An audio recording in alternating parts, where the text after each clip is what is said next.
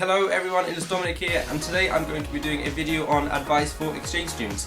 So as pretty much all of you who watch my videos know, I was a high school exchange student in Japan for just under a year. I came back about 2 months ago, and there's just so much information floating around in my head right now. So I thought I would make a video sort of giving you guys all the tips and advice that I have for having the most amazing exchange ever. Obviously, since I was a high school exchange student, this video is going to be more geared towards high school exchanges, but if you're a university exchange student, then pretty much all of the information is the same, except maybe stuff to do with school that might not be relevant to you. But yeah, this video is going to be quite long, so if you take a look in the description, I've sort of broken down like everything I'm talking about and where, so you can like skip ahead to the parts that you're interested in. But yeah, there's quite a lot to talk about, so let's just get straight into it.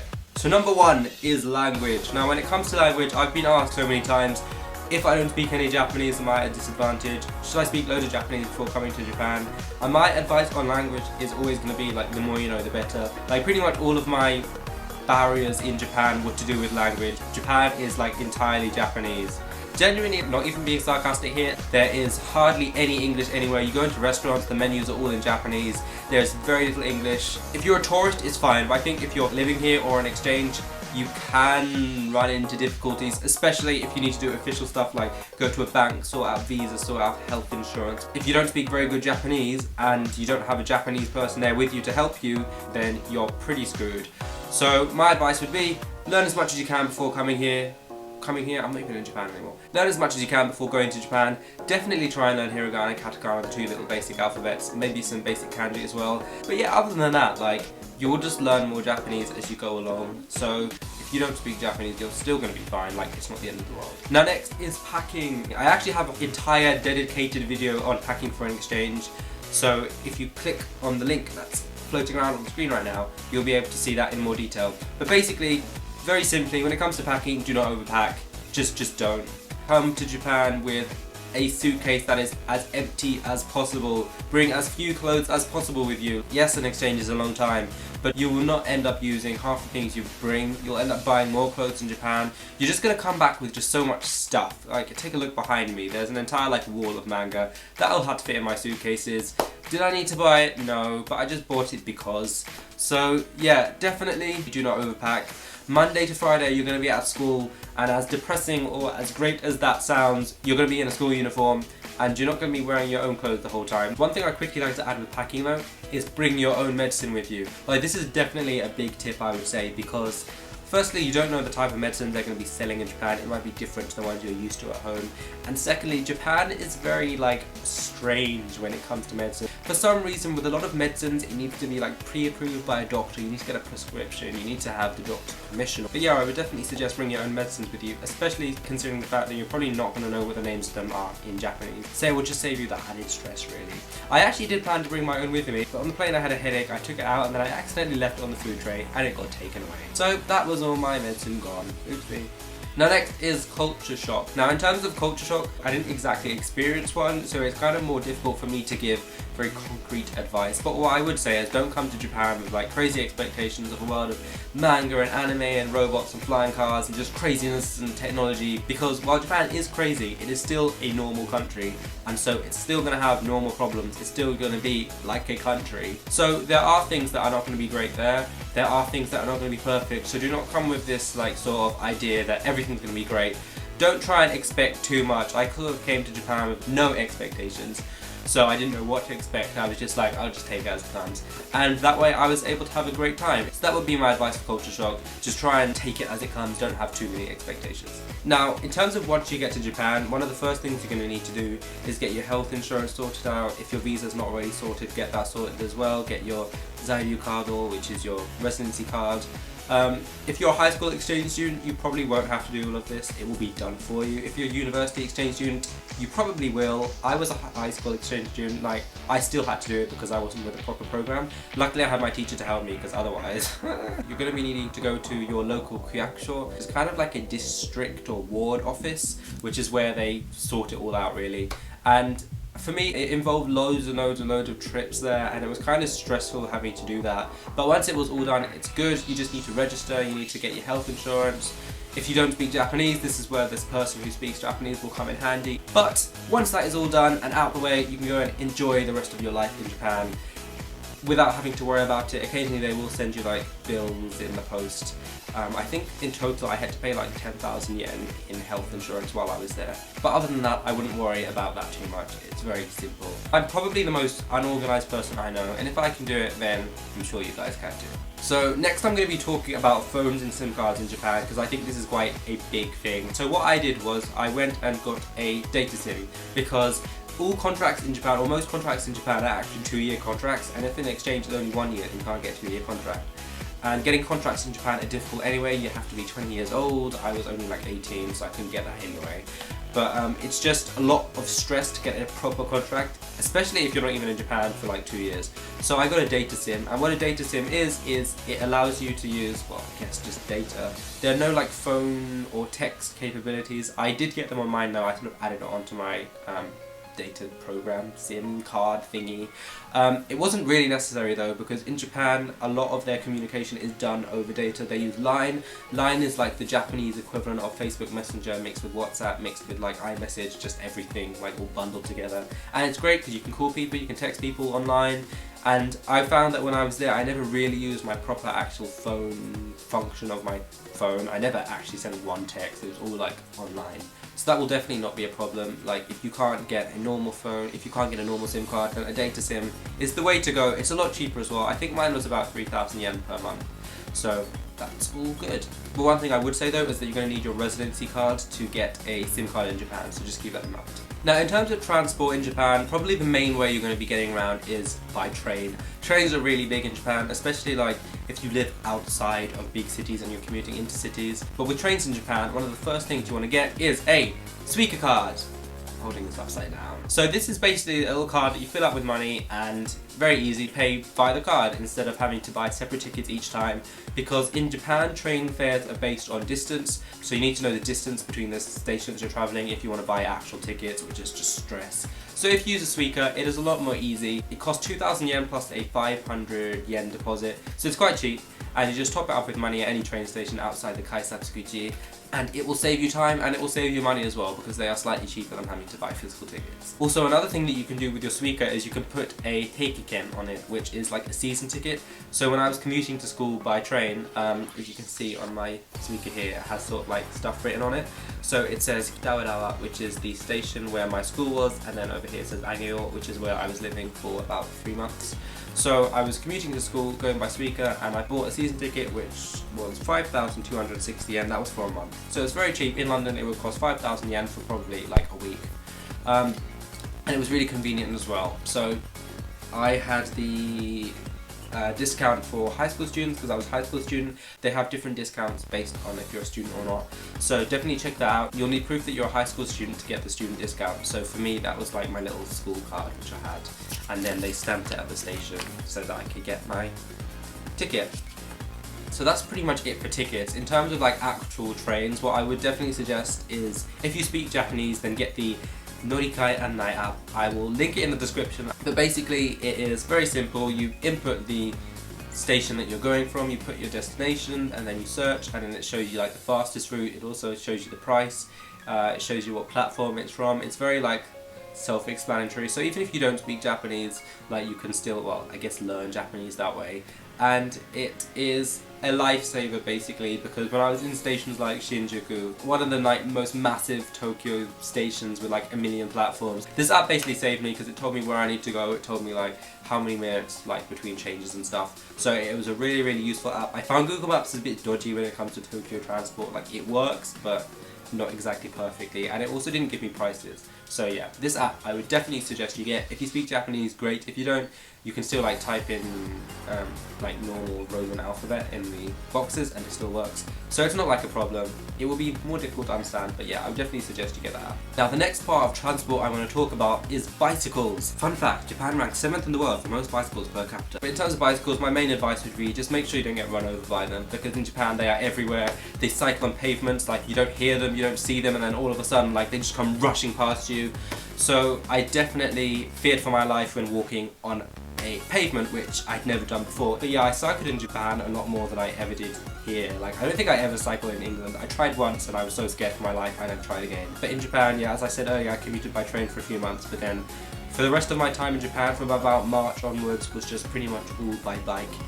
Through snow, through rain, through heat, through like all the elements, I was still able to like cycle to school. So if you're going to be a high school exchange student in Japan, be prepared to cycle to school because it's quite normal in Japan to cycle. So if you've never cycled before, maybe get a bike and start preparing, or just wait until you come to Japan and just hope you don't die like I did, basically. So next up, I'm going to be talking about weather. Now in the UK we have the 4 seasons of rain, rain, rain, rain, but in Japan there are sort of very distinct seasons of autumn, hail, spring and summer. Now autumn is very like mild in Japan. It isn't hot, it isn't cold. Occasionally you will have very warm days, but you have like the koyo, which is like the changing of the colour of the leaves. It's all really pretty. After autumn you have winter. And I really don't know what to say about winter in Japan because it is just cold. And like comparing winter in the UK and winter in Japan isn't even colder. Like they're roughly the same in temperature, but I don't know what it is about Japanese weather that just makes it seem so much colder. Actually no, that's a lie. I know exactly what it is. Central heating. I've complained about this before, I'm going to complain about it again. Japanese houses do not have central heating. Instead, each room in the house is individually heated with a heater. Now you may be thinking, well, what's the problem with this? Well, one, because they're only in the room, you walk out of the room and literally it is like walking into a freezer. Your room will be hot and then you open the door and you're just hit with this blast of cold air, and it is, especially in the mornings, like you wake up, you go out of your room, and the one thing I would fear would be opening my bedroom door, because I knew as soon as I got out that bedroom, like, it would be a struggle. And I think it is difficult to sort of explain how much of a struggle it is until you are in that position experiencing a Japanese winter. But yeah, just generally Japanese houses are made of wood, so they don't keep heat in very well. Like I would come home from school really cold, cycling through the rain, open the front door, walk inside, and there was literally no difference between the outside temperature and the inside temperature. You have to go and turn on like all the heaters across the house, and it's just sad. So what I had to do was I took initiative. I went to a shop called GU, which is a really cheap Japanese clothes store, and I bought jumpers upon jumpers upon jumpers, and this is one of the like ginormous ones I bought. Literally this is huge.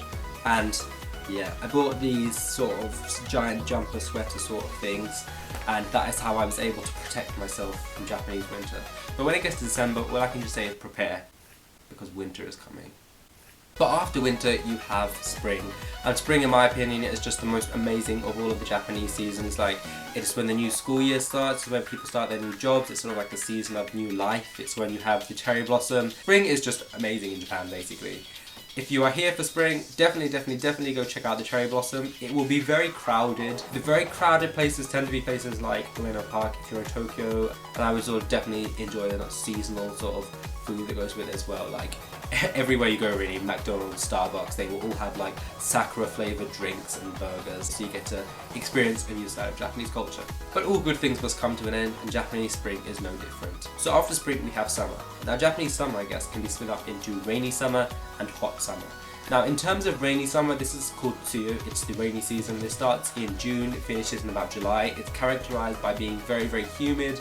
It's not hot, but the air is sort of very like moist, so it's like 30 degrees even though it's really cloudy. One thing I would definitely say about it though is just do not expect to look good at all during the rainy season. I would do my hair in the morning and then I would go to school, like open the door, and the second I walked out the door my hair would just explode.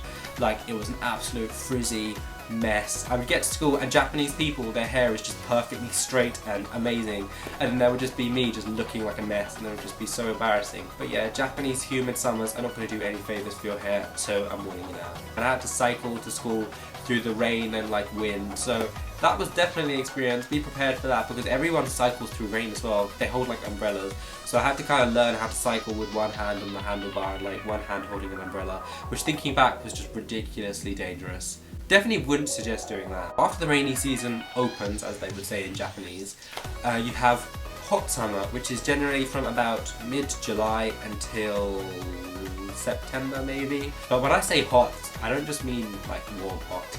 I mean hot. Like, I had never experienced that sort of heat in my life. Like every single day in succession, 36, 37, 38 degrees. As I said earlier, Japanese houses, their insulation is atrocious. In the winter they're cold, in summer they're hot. Like, you can't really win with Japanese houses, to be honest. Luckily, because you have the AC, you can keep that on and it's okay. but you tend to have it on the entire time, because as soon as you turn it off, like, the room will just revert back to just pure heat within about 3 seconds. So you have to sleep with the aircon on, you end up getting colds and stuff, but that's just one of the sacrifices you have to make to be able to sleep at night in this heat. I feel like I should talk about safety in Japan, but the reality is, even the most dangerous parts of Japan are going to be safer than, like, probably the safest parts of your home country. But some places do have a sort of reputation of being more dangerous than others. So for example, Ginza, a really nice and expensive area in Tokyo, but I think at night they sort of tend to be very, how can I put it? It's not unsafe for Japanese people, I think for foreigners, because foreigners who don't speak Japanese, they sort of like drag them in and like drug them and like steal their money, apparently. I can't comment on the validity of this information, but that's like the sort of stories you hear. Also, Kabukicho in Tokyo is like Tokyo's red light district. It has loads of host clubs and it's just not very safe, apparently. But you know, it turned out that I was spending so much time in that part of Tokyo, because that is where like Shinjuku is. So I was there like pretty much every single week and I found it completely safe. It was only when I came back to England I found out that I was spending a significant amount of time in Tokyo's red light district.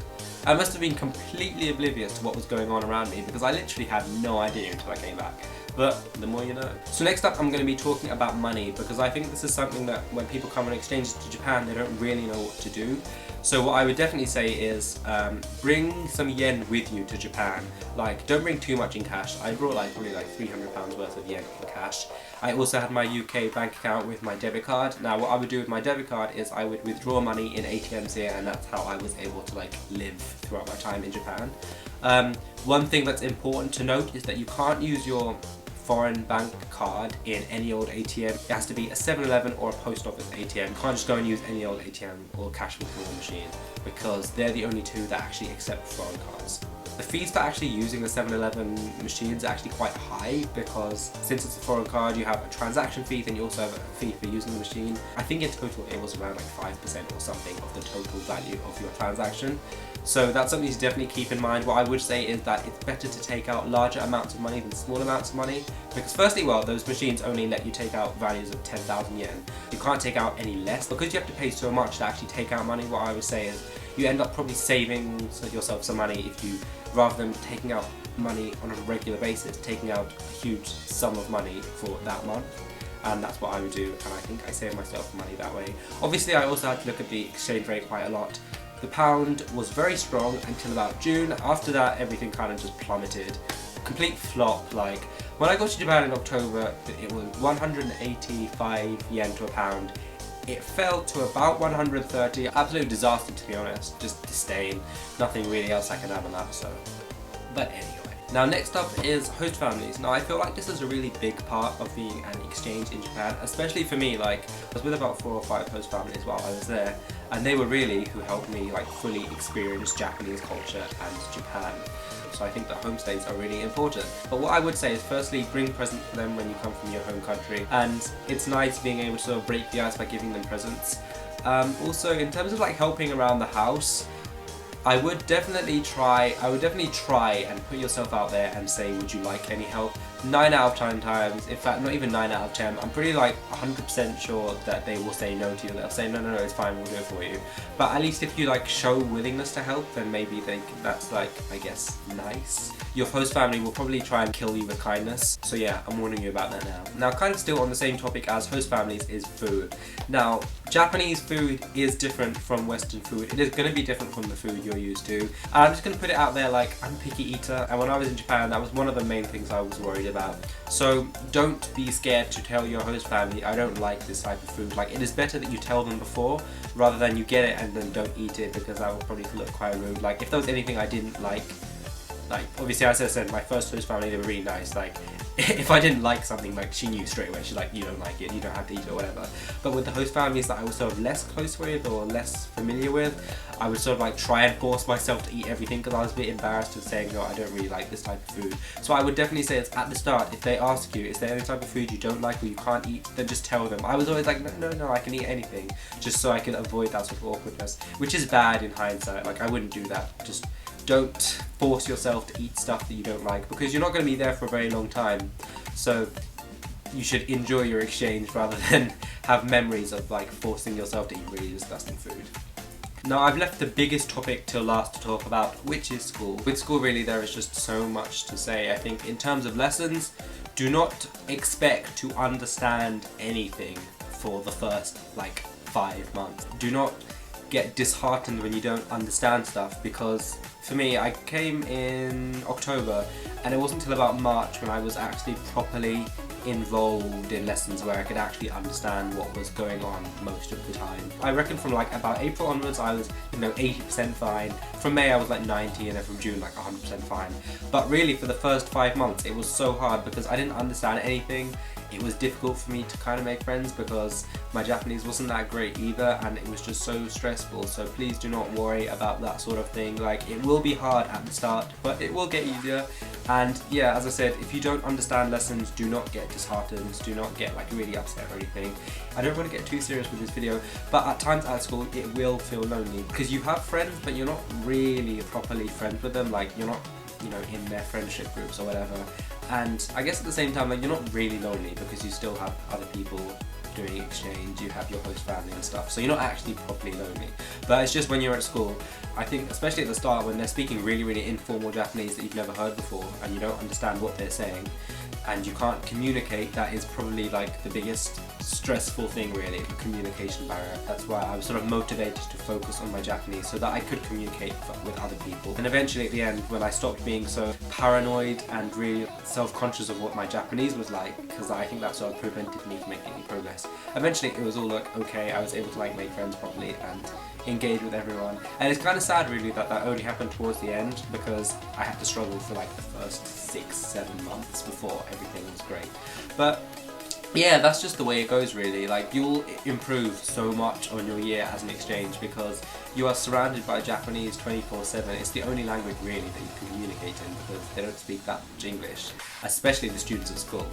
And while that may seem daunting, it will do wonders for your language. You will come back being so much more fluent and so much more confident in speaking Japanese, and you'll have an amazing time. What I would say with school is definitely join a club. It'll help you sort of like integrate quicker, make more friends.